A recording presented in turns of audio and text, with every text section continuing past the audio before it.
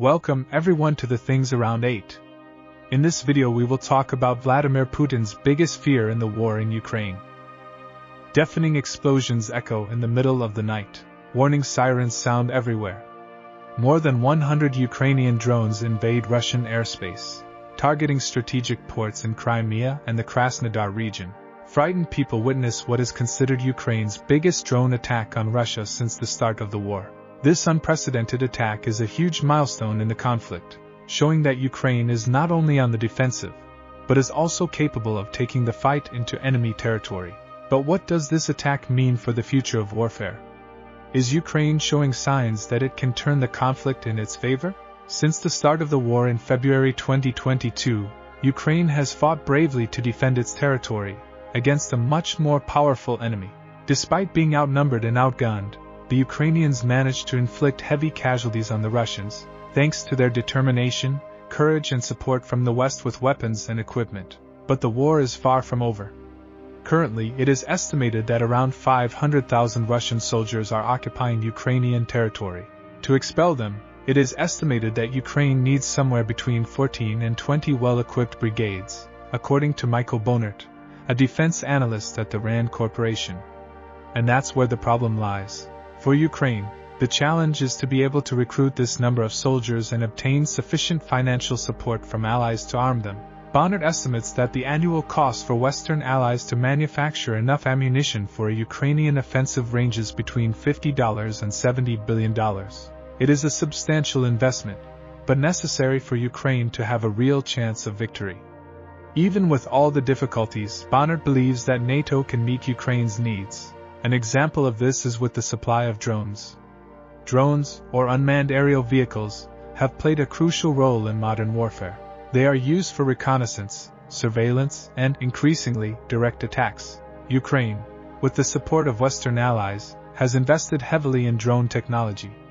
These drones range from small reconnaissance devices to large armed drones capable of carrying out precision strikes. Last week, Ukraine accomplished an impressive feat, launching its largest drone attack against Russia to date. On the night of May 17, 2024, more than 100 Ukrainian drones invaded Russian airspace, targeting mainly Crimea and the Krasnodar region. The attacks mainly targeted ports and critical infrastructure for the Russian army. According to the Russian Ministry of Defense, the country's air defense systems managed to shoot down 51 drones over Crimea, 44 over Krasnodar, and 6 over the Kursk region.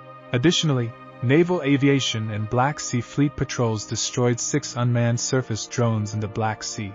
Despite Russia claiming to have neutralized most of the drones, there were reports of explosions at 2 major Russian ports. This indicates that at least some drones managed to reach their targets, causing significant damage. This large-scale drone attack represents a significant escalation in the conflict and a shift in Ukrainian strategy. Until then, Ukraine had mainly focused on defending its territory. It now appears to be going on the offensive, attacking targets inside Russia. The drones used in the attack are a stunning example of advanced military technology. Many of these drones are equipped with GPS navigation systems, high-resolution cameras and, in some cases, lethal weaponry. Some models, such as the Bayraktar TB2, have been widely used by Ukraine. This drone, manufactured in Turkey, is known for its ability to carry out precise attacks over long distances. The Bayraktar TB2 has a range of up to 150 kilometers and an autonomy of up to 27 hours of continuous flight. Reaching speeds of up to 220 kilometers per hour, it can carry out precision attacks using its laser-guided missiles. Furthermore, this drone attack had a significant impact on the war. Because of the material damage, it also had a psychological effect on both Russian forces and the civilian population. Ukraine's ability to carry out such a coordinated and devastating attack sent a clear message. The war is far from over and Ukraine is willing to use all available resources to defend its sovereignty.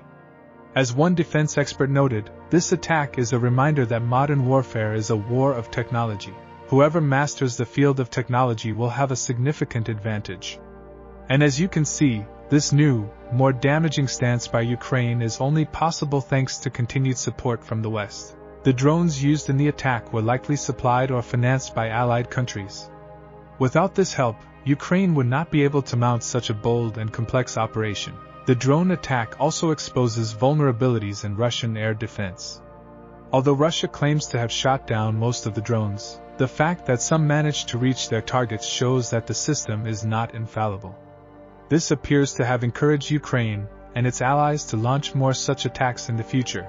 On the other hand, it is important to remember that Russia still has much greater military power than Ukraine. Even with drones, Ukraine is still at a disadvantage. To truly turn the tide, it would need much more Western support, not just in terms of equipment but also training and intelligence. Another challenge for Ukraine is the lack of ammunition. Although it managed to inflict significant casualties on the Russians, Ukraine still suffers from a shortage of projects. To decisively destroy Russian forces, Ukraine would need to inflict more than 30,000 casualties per month. With Russia sending 25,000 to 30,000 new troops monthly, this is a threatening task. Even in the face of so many obstacles, Ukraine has shown that it will not give up fighting for its sovereignty and territorial integrity. The drone strike against Russia was a reminder that Ukrainians are willing to take the war to enemy territory if necessary.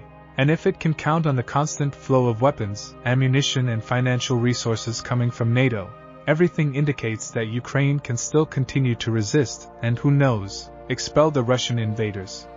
One thing is a fact: the drone attack showed that the Ukrainians have the capacity and determination to fight, and it is increasingly clear that it is up to NATO to give them the tools they can to win. We hope you enjoyed this analysis that we prepared with great dedication, and if you are not yet subscribed to the channel, subscribe now and activate the notification bell so you don't miss any news.